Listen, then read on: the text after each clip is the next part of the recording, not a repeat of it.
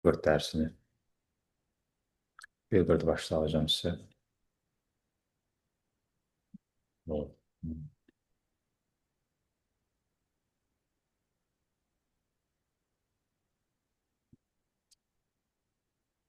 Qeydlər aparsaz yaxşı olar özünüz üçün.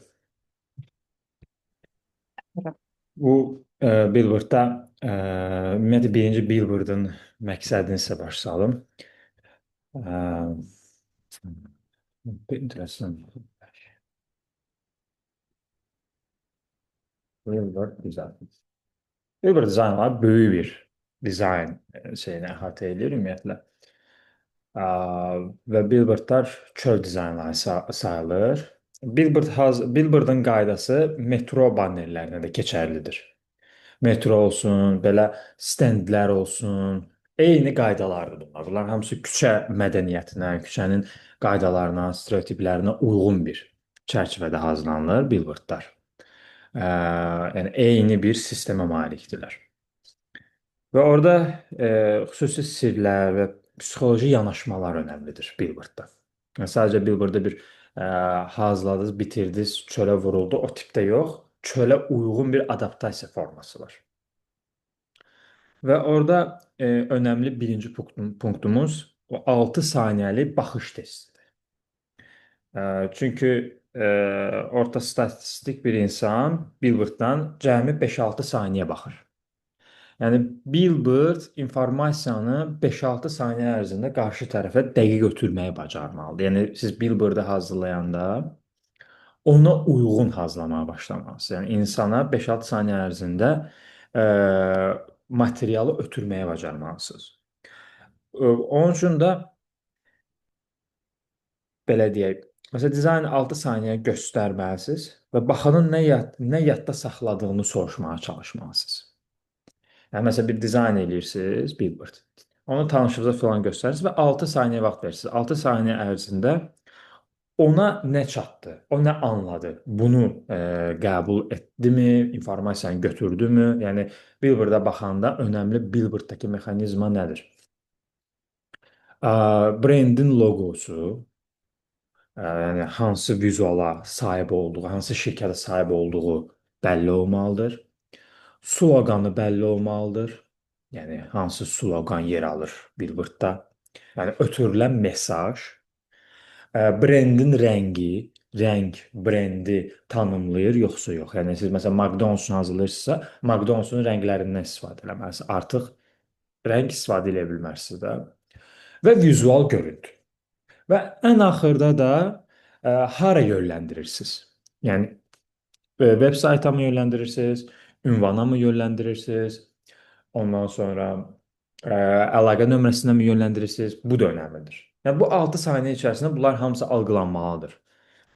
Brend algılanmalıdır, şirkət hansı şirkətə aid olduğu algılanmalıdır. Xüsusi mesaj, sloqan başa düşülməlidir və vizual anlaşılmalıdır və hara yönləndirildi. Yəni və Piyusdakı bəzən o call to action tərəfi də olur. Yəni qeydiyyatdan keçməyə meyləndirə bilərsiniz, indi almağa meyləndirə bilərsiniz, hər hansı bir endirim kampaniyasına meyləndirə bilərsiniz. Yəni bunların hamısı keçərlidir. Məsələn, bu billboardda biz görürük ki, şirkətin Moridə olduğunu, sloqanın nə olduğunu, rahatlıqdan bəhs etmələri falan bir kliklə yönləndirmələri, bir klikə yönləndirmələri və aşağıda application qoyma. Bu artıq application yönləndirirlər. Və vizual. Billboardda xüsusi kreativlik tələb olunmur. Yəni manipulyasiyalı, effekti şeylər yox. Sadə, minimalist, yəni backgroundu çox sadə olmalıdır. Billboardun backgroundu çox sadə olmalıdır. Yəni siz background hazırlayanda background arxa planını qarışıq eləməməlisiniz. Yəni məsəl üçün yazının arxasını siz qarışıq, tutaq ki, abstrakt, nə bilim, gradient, işıqlı eləsəz, sloqan oxunmasa avtomatik olaraq bunlar da görsənməyəcək, vizual da görsənməyəcək. Ayırd eləməlisiniz. Yəni arxa plan rahat bir atmosferdə olmalıdır ki, sloqan rahat bir atmosferlə oxunsun. Loqo rahat bir şəkildə görsənsiniz. Yəni arxa planda ön plana mane olacaq heç nə olmamalıdır. Bu çox diqqət edəcəyiniz nüansdır. Qalan şeylər də posterdə elədikləriniz elə billboardda eləyirsiniz. Səhvdən sağladıqlarım elə posterə də daxildir. Sadəcə böyük ölçüdə eləyirsiniz, ölçülər böyüyür. Səhifə ölçüsü böyüdükcə dizaynınızın ölçüsü də böyüyür. Yəni məsəl üçün poster tutaq ki 12 ölçüdə yazı ilə yazırdınızsa, məsələn billboardda 20 ölçü ilə məsələn yazmağa başlayırsınız. Ona uyğun dizaynlarınızı verirsiniz. Fontlar da ki, rahat oxunan olmalıdır. Billboardda ən önəmli budur. Çünki baxın 6 saniyə içərisində insan beyninə siz mesajı ötürməlisiniz. Bunun üçün siz orada rahatlıq çərçivəsində bir dizayn verməlisiniz. Qarışıq, çox düşündürən bir şey edə bilmərsiniz orada.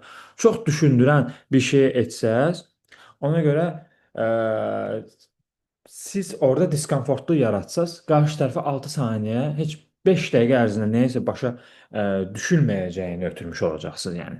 Bir xüsusi mesaj ötürməmiş olacaqsınız. İkinci punktumuz axşam görünürlüyü. Yəni bunun üçün retro effektiv effekt deyilir. Bəzi uğurlu billboardlarda retro effektiv özünü əks etdirən, yəni özünü əks etdirir o billboard. Materiallardan istifadə olunur. Avtomobil farası məsələn ora düşəndə parlaq görsənir. Yəni məsəl üçün tutaq ki, belə tipli, belə rəngdə, çox açıq rəngli belə tipli billboardlar işləsəz, belə tərzli billboardlar işləsəz, fara ora düşdüyü zaman, işıq farası ora düşən zaman parlaq görməyə başlayacaq. Bu da gecə saatlarda o billboardun görünürlüyünü yaratmış olur. Yəni siz billboardu hazırlayanda gecə saatlarında necə görsənməsini təxmin etməlisiniz. Ona görə billboardda çox tünd istifadə edilmir. Məsələn, boz rənglər çox nadirən istifadə edilir. Daha çox ağ rənglərdən istifadə edilir, arxa planı ağ rənglər olmağına, açıq qırmızı, açıq göylər, tünd rənglər az istifadə edilir. Daha çox orta və açıq rənglər istifadə edilir və rəng qarışıqlığı da yoxdur. Və billboardda demək olar ki, qradiyent də istifadə edilmir. Çox nadirən ola bilər qradiyent olsun. Əsasən, yəni tək rənglərdən istifadə edilir və backgroundun üzərində hər hansı bir abstrakt işlər, abstrakt işarələr qoyulan zamanda arxa planda opacity azaldılır və bunun kimi. Kölgə kimi bir plan verilir. Belə düşünün. Ona görə də ikinci punktunuza əsasən siz billboardu hazırlayanda rəngə çox diqqət eləməlisiniz ki, axşam gecə saatlarında onun önəmi olsun. Yəni o parlaqlıq axşamlarda görünürlüyə sahib olmuş olsun. Üçüncü texnikamız qızıl nöqtə texnikasıdır. Yəni qızıl nöqtə texnikası göz təbii olaraq ora getməlidir. Məsəl üçün biz buna baxırıq, göz təbii olaraq bu dizayna gedə bilir. Avtomatik olaraq və yaxud da bura baxırıq, avtomatik olaraq bunun işarəsinə gedir və avtomatik vizual da görmüş oluruq. Bu insan gözü billboardda təbii olaraq bir dənə də üsul var. Sol yuxarıdan başlayaraq sağ tərəfə gedir. Bu posterlərdə də belədir. Və plus da bir dənə detal qoyursa diqqət çəkmək üçün göz orada gedə bilir. Amma ən əsası sol yuxarıdan başlayır, sol yuxarıdan başlanılır göz. Və avtomatik olaraq sağ tərəfə getməyə başlayır. Belə. Yəni belə gedir. Bu tərəfə belə baxır, belə baxırıq biz həmişə. Billboardda vəbşi o çox işləyir. Çünki maşınla gedirik, yol gedilir maşında, avtomatik olaraq yuxarı baxıb sonra aşağı baxırıq biz. Yəni heç vaxt aşağı baxıb sonra yuxarı baxılmır. Çox nadirən ola bilər belə bir şey. Yəni bu qızıl nöqtə texnikasıdır bu. Ona görə dizaynlarınızı işləyəndə sol tərəfdə nəyi qoymalısınız, ona diqqət eləməlisiniz. Sol tərəfə siz loqonu qoya bilərsiniz ki, şirkət o dəqiqə tanınmış olsun. Əgər rəngdən tanınmırsa. Sonra ortaya vizuallarınızı yerləşdirə bilərsiniz. Sonra da məsəl üçün qıraqları da doldura bilərsiniz. O demək deyil, qıraqları doldura bilmərsiniz. Yəni soldakı yuxarı ilə soldakının aşağısının detalını doldurmamalısınız deyə bir şey yoxdur. Doldura bilərsiniz. Amma başa düşməlisiniz ki, komplekt olaraq soldan sağa gedilir. Və soldan sağa gediləndə birinci sol tərəfi görürlər və sol tərəfdə siz nələri qoymaq istəyirsiniz. Ona görə çox vaxt solda sloqan qoyulur, loqo qoyulur. Məsəl üçün, özünüz vizual da sola qoyub, bir açıqlamanı da sola qoyub, sonra sağ tərəfdədir. Avtomatik belə gedir. Sonda bunları görür. Sonda bu görsənir. Yəni sağ tərəfdə aşağı hissədə çox önəmli olmayan bir detalı qoymalısınız. Kiçik bir açıqlama ola bilər, sosial şəbəkə işarəsi ola bilər. Bunları məsəl üçün qoya bilərsiniz. Bu nöqtədə ən vacib mesaj həmişə loqo yerləşdirilməlidir sol tərəfəsində, sol yuxarıya. Siz billboardlara baxanda görə bilərsiniz, loqolar ortada da ola bilər, sağda da ola bilər. Amma bu ümumi işlək olaraq doğru sayılmır əslində. Psixoloji olaraq xüsusi mesaj ötürməmiş olur. Və buna həmçinin yəni bu fokus nöqtəsi sayılır. Buna golden spot da deyilir, yəni qızıl nöqtə. Bu hissəyə çox diqqət eləməlisən. Vizualı götürüb heç vaxt birinci insanlara vizual göstərməməlisiniz. İnsanlara birinci ya sloqanı göstərməlisiniz, ya da loqonu göstərməlisiniz. Sonra hə vizual göstərə bilərsiniz, sonra hara yönləndirirsiniz onu göstərə bilərsiniz. Bayaq sadaladığım ardıcıllıqda siz soldan sağa getməlisiniz. Yəni bu etabı mütləq yerinə yetirməlisiniz ki, billboardunuz uğurlu olmuş olsun. Burada da var next. Birinci bax bunu görürük və bunu böyük şəkildə qeyd eləmələri, ətrafında belə maraqlı fiqur detalları eləmələri, xüsusən ona diqqət eləmələri bu da rol oynamış olur. Sonra vizuala gedir, sonra veb saytı görürük. Ən axırda veb saytda əlaqə nömrələri bizim gözümüzə çarpmış olur, bizə göstərmiş olur.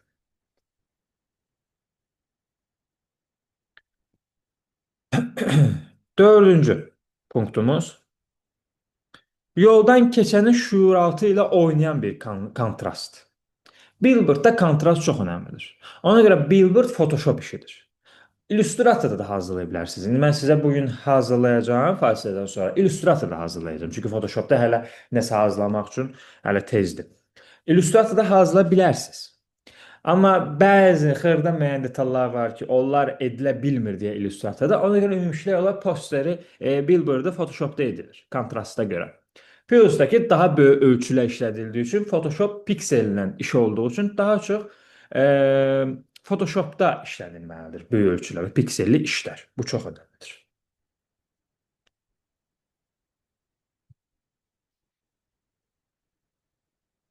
Baxın, çox parla və doymuş rənglər. Bu çox parla və doymuş rənglər sayılır. Avtomatik olaraq beyin tərəfindən reklam kimi etkilənir və ötürülür. Təsir edir ona. Çox parlaq və doymuş rəng bir reklamın belə deyək təsviridir. Konversiyalı işlərə yönəlmiş olunur. Amma az saturasiyalı, yəni saturation deyə bir şey var. Photoshopda biz keçəcəyik onu. Yəni işıqların istiliyi. Onlar sadə dizaynlar beyin tərəfindən maraqlı obyekt kimi qəbul olunur və diqqəti daha çox cəlb edir. Burada məsələn saturation yoxdur. Burada sırf doymuş rəng və çox parlaqlıq var. Saturation harda var? Və bu saturation sayıla bilər hardasa. Bu hissəsi, bu hissəsi. İnsanın özü saturation sayıla bilər. Biraz daha isti. Çox da istidir. Və bu məsələn biraz istidir. Və bu istidir. Saturation sarı təhər, narıncı bir doymuş rəng abağası verir. Və bu saturasiyalı dizayn sayılır. Yəni çox narıncı, çox sarı belə yanır da, bildiyiniz dizayn yanır. Və bu. Və yanır. Bu saturationdır. Amma çox işıqlıdır, çox parlaqdır. Bu artıq avtomatik olaraq saturasiyalı sadə dizayn sayılmış olur. Yəni saturasiyalı tərəfi doyuzdurur insanı.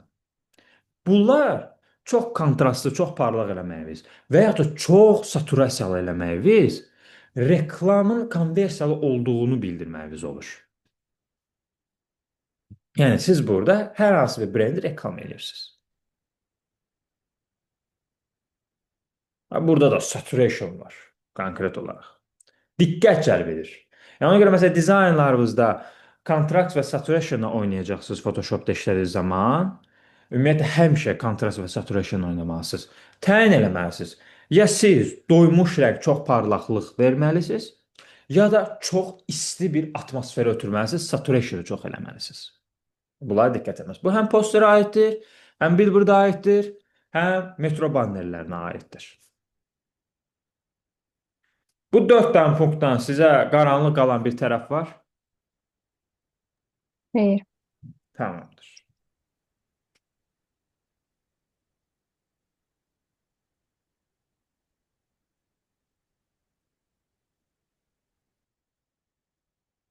Beşinci punktumuz. Billboarddan çıxaralım bunu. Yəni biraz da burada baxaq. Beyoncé-dan da baxa bilərik.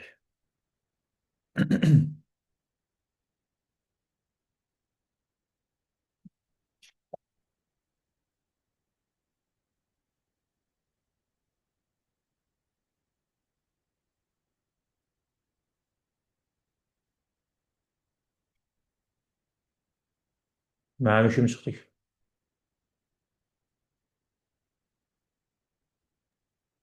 Bunun tələbənin işidir bu. Məzun olan, indi hal-hazırda reklama getdiyində işləyən tələbəmin işidir. Və billboard hazırlayır. Bu billboardlar portfolyosudur.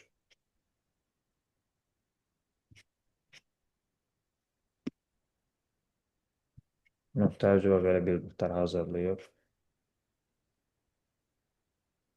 Elə tərzi mokapa yerləşdirib.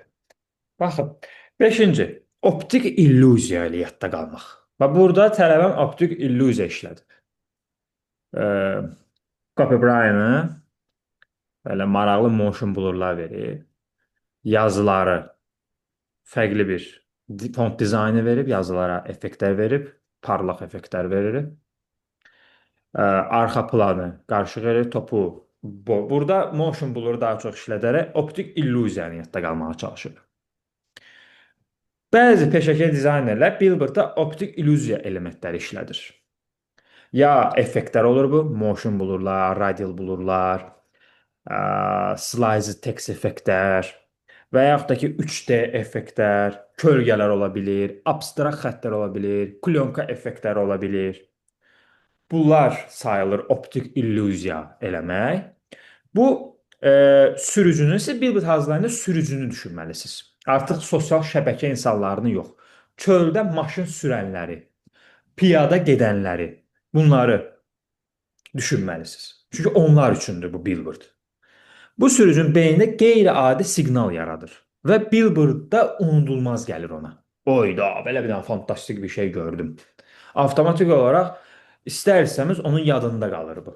Yəni xüsusi kiçik, amma kiçik, şirdi şəkildə yox, çox partlamış şəkildə yox. Xüsusi olaraq belə detallarda, müəyyən bir hissədə o optik illüziyanı verməlisiniz.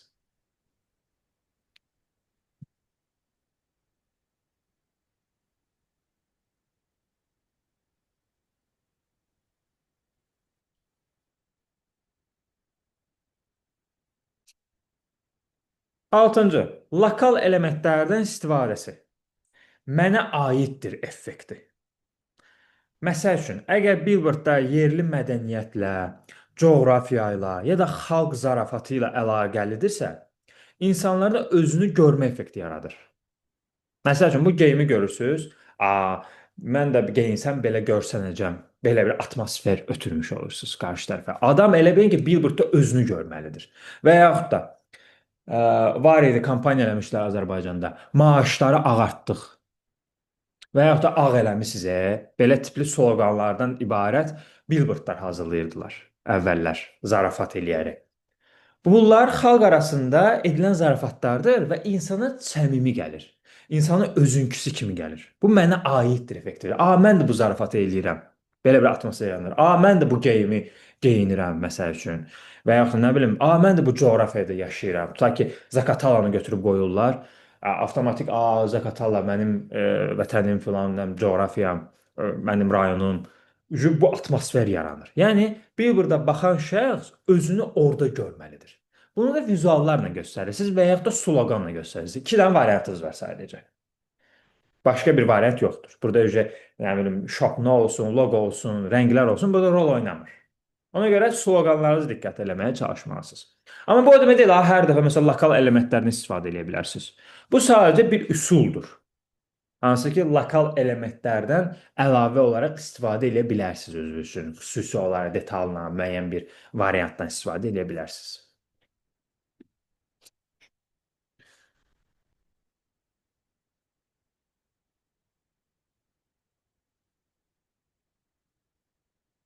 Bəzən belə maraqlı ideyalar da edilir billboardlar üçün.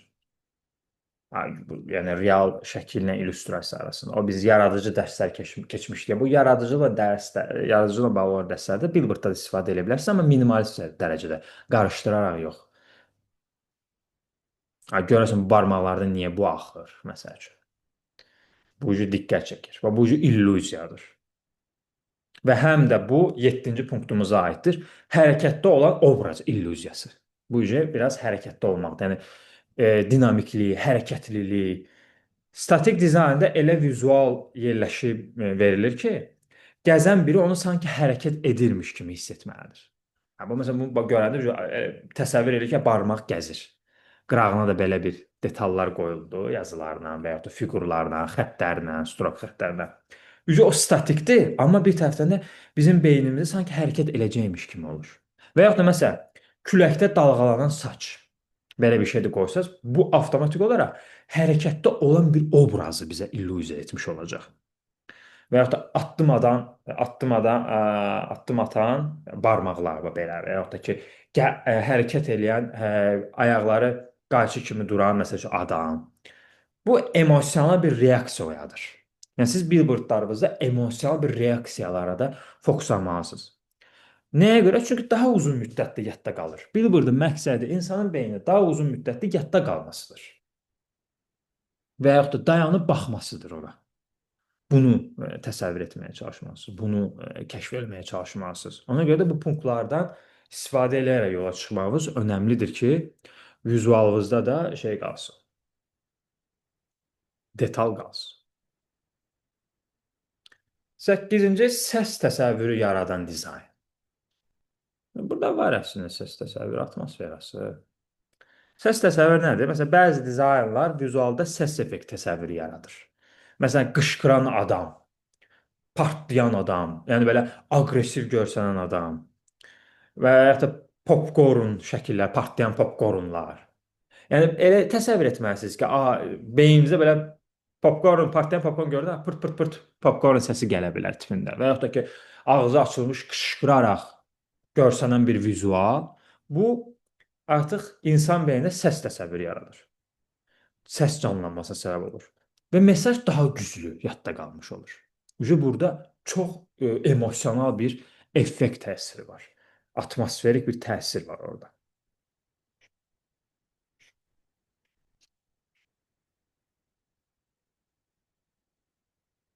Və punktlarımız bunlardır. Əsasən bu 8 punkt və bayaqları sadaladıqlarımı bunun içində keçənlər, bunun qaydaları ilə irəliləsəz, 3D-lər də çox istifadə edilir billboardlarda. Bəzən billboardlarda gorilla marketinq istifadə edilir. Gorilla marketinq nədir? Azərbaycan düzdür, keçərli deyil, amma xarici şirkətlər üçün işləsə və ya da ki, beynəlxalq işlə görsə, gorilla marketinqdən istifadə edə bilərsiniz. Gorilla marketinq nədir? Baxın. Baxın, bu gorilla marketinqdir. Bu billboard deyil ha, bu sadəcə fiziki dizayndır. Çöldə olan hər hansı bir detaldan istifadə edərək öz brendinizlə əlaqələndirmək. Məsələn, McDonald's piyada keçidini öz kartof fürülərini əlaqələndirərək brendini reklam edir avtomatik. Və qayılan marketinq budur. Və yaxud da KitKatın var, məsələn, sevdiyim. KitKat skameykası, məsələn, bu brendi öz firması reklam eləyib. Skameykanı öz şokoladına bənzədib. Və bunu dizayn edib bu şəkildə. Fiziki olaraq dizayn edilir bunlar. Gorilla marketinq budur. Bu billboardda da bəzi istifadə edilir. Arxa planda billboard harada yerləşdiriləcək? Onun arxa planında, billboardun arxa planındakı hər hansı bir detalını istifadə edək. Tutaq ki, orada billboardun arxa planında işıq fənəri var. Məsələn, və yaxud da nə bilim, hər hansı bir tutaq ki, güllə var. Tutaq ki, məsəl üçün, Eyfel gülləsi var arxada. O detaldan istifadə edərək billboardu dizayn eləmək olar. Elə dizayn edilir ki, yarı hissə billboard da görsənir, yarısı real həyatda görsənmiş olur. Və belə şeylər edilir. Yəni fiziki həyatla təmasda edərək dizayn hazırlayırsınız ki, sanki puzzle kimi həyatdakı detalla dizaynın içindəki detal tamamlamış olur bir-birini. Bu avtomatik olaraq gorilla marketinq sayılır. Azərbaycan təəssüf gorilla marketinq icazə yoxdur. Amma xaricdə, Almaniyada, Amerikada gorilla marketinqlər çox edilir. Bu qayda marketinqin əsas məsələsi brendi tanıtmaqdır və insanlara empatiya qurmaqdır. Yəni insanlarla qurulan empatiya brendi daha möhkəm edir. Müştərinlə əlaqəni daha möhkəm etmiş olur. Bu isə çox önəmlidir. Qayda marketinqlər çoxdur.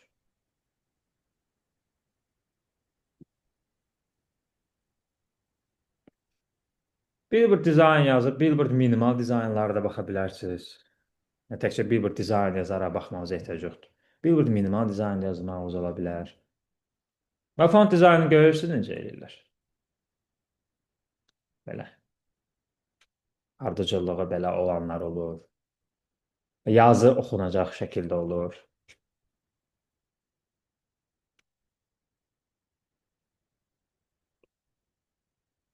Böyle qarışıq çıxdı.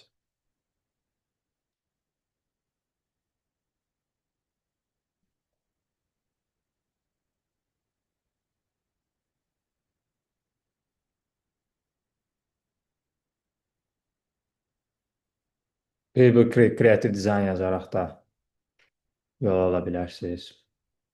Billboardun qoyulacağı yerə uyğun da dizayn hazırlamalısınız. Yəni, çox aşağı yerlərdə olacaqsa, ona uyğun vizualınızın ölçüsünü böyük və balaca edirsiniz. Göydə olacaqsa, ona uyğun dəyişir yenə ölçülər. Və çalışın bu tipdə yazılar çox önəmli. Və burada səhvlər var çoxdur. Və rəng. Bu iki rəng bir-birinə uyumlu deyil. Ondan sonra yazıların çoxluğu və bir-birinə çox sıx olması. Bu da məsəl üçün billboardu artıq öldürür. Nəyəsə diqqət eləməyə ehtiyac olmur. Billboardda çalışın 2-3 sözdən istifadə edəsiniz, 4 sözdən istifadə edəsiniz və onları çox böyük şəkildə göstərəsiniz. Və məsəl üçün bunun kimi heç olmasa eləməyə çalışın. 2 sözü böyük yazdı, qalanlarını balaca. Açıqlama kimi məsəl üçün. Belə eləyə bilərsiniz. Rənglər də görsənəcək şəkildə.